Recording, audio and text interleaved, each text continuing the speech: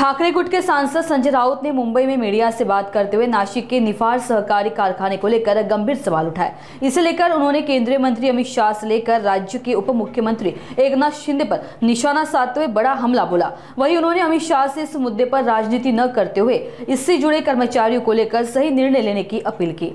मी पत्रात स्पष्ट म्हटलं आणि त्यांना पत्र मी शुद्ध मराठीत दिलेलं आहे।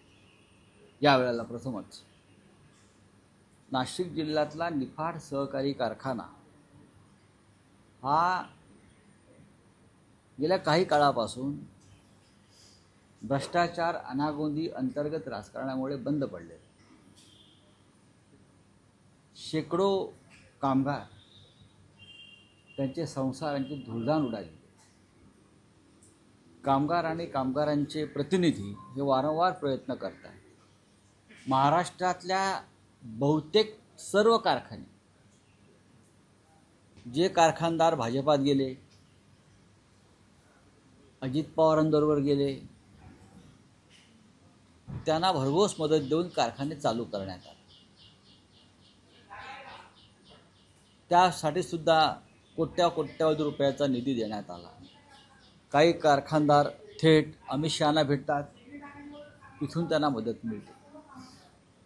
तरीही निफाड कारखाना जो आहे, शेकडो चुली त्याच्यावरती अवलंबून आहेत। तो कारखाना मुळात मधल्या काळामध्ये शिंदेंचं सरकार आल्यावरती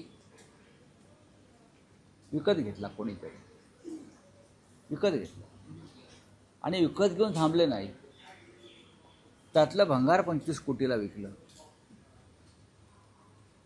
नाशिक जिल्हा बँकेचं कर्ज त्या कारखान्यावरती आहे। आता नाशिक जिल्हा बँक तो कारखाना विकण्यासाठी प्रयत्न करते, विकला जावा कायमचा।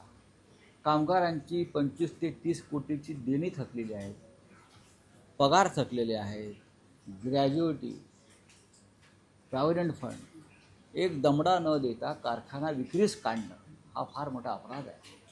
हा कारखाना चालू शकतो निफाडसारख्या ठिकाणी जिथं मुबलक ऊस आहे, जिकडलं नेतृत्व सक्षम आहे। तो कारखाना का चालवला जात नाही? कारण तो कारखाना कोणाला तरी विकायचा आहे आणि विकून जमीन, भंगार, इतर गोष्टी विकून त्यात पैसे कमवायचे।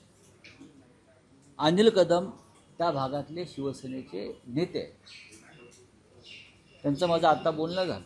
हा विषय त्यांनीच माझ्यासमोर मांडला। मंगळवारी निफाडकरांचा मोर्चा, प्रचंड मोर्चा निघतोय कारखाना चालू करण्यासाठी। अनिल कदम यांच्या नेतृत्वाखाली त्यानंतर निफाड सहकारी कामगार संघ आहे, त्यांचा एक मोठा मोर्चा निघतो। मी स्वतः या विषयावरती अमित शहांच्या संपर्कात आहे आणि माझी विनंती आहे, महाराष्ट्रातला नाशिक जिल्ह्यातला कारखाना जर अमित शहांनी चालू करून दिला तर सहकार मंत्री म्हणून ते खरोखर काम करतायत अशी माझी खात्री पटेल। नाहीतर त्यांचं सहकार खातं हे बँका, सहकारी बँका, त्यातले प्रमुख साखर कारखानदार आपल्या पक्षात यावे त्यासाठी दबावाच्या राजकारणासाठी ते करतात, ठीक आहे। हा कारखाना त्यांनी चालू करून आम्हाला दिला पाहिजे। निफाड सहकारी साखर कारखाना मंगळवारी हजारो कामगारांचा मोर्चा आमचे अनिल कदम काढतात।